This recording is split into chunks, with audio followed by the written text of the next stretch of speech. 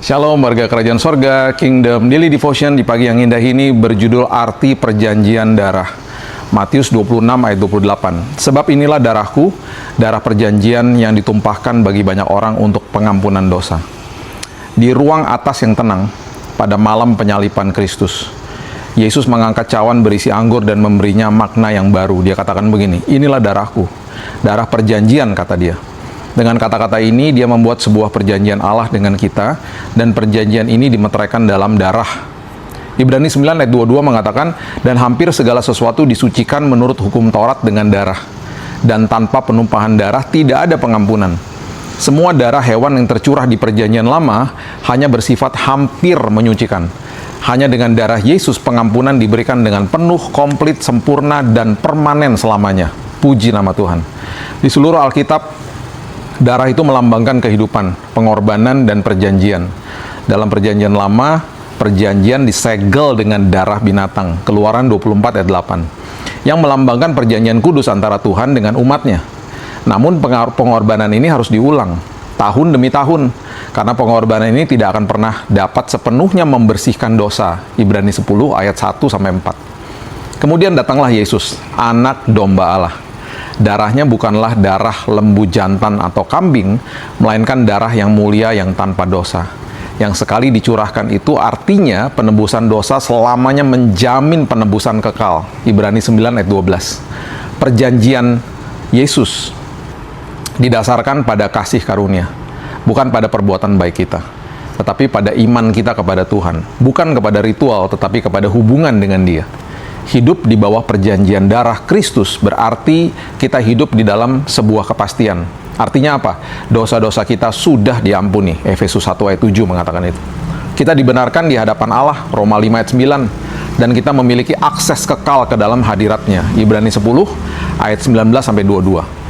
Darah Kristus yang tercurah di kayu salib berkuasa untuk menghapus dosa, bukan menutup dosa seperti darah anak domba di perjanjian lama. Menghapus ya, bukan menutup loh.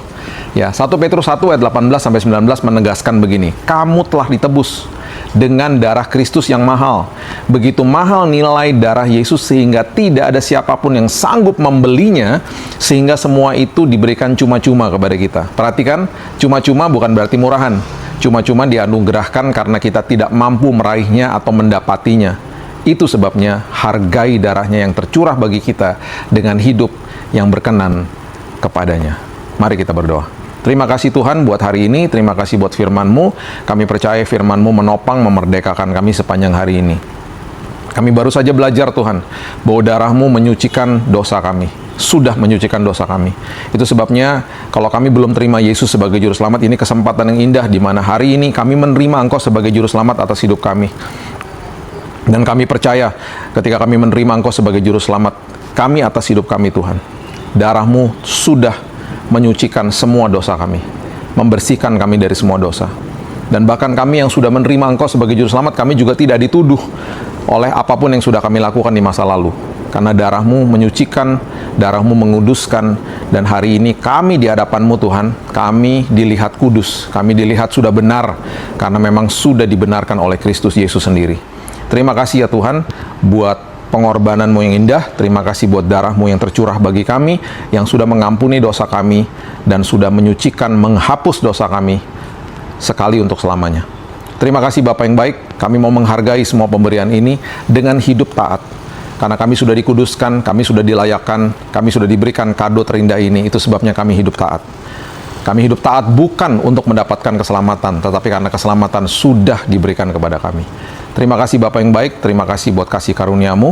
Apapun yang kami lakukan hari ini adalah buah dari pemberian Tuhan yang sungguh indah bagi hidup kami. Kami buka dan mulai hari yang baru dengan kasih karunia Tuhan yang menopang hidup kami hari ini dan sampai selama-lamanya.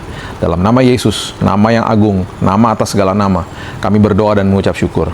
Kita sama-sama katakan, amin. Tuhan Yesus memberkati dan have a blessed day.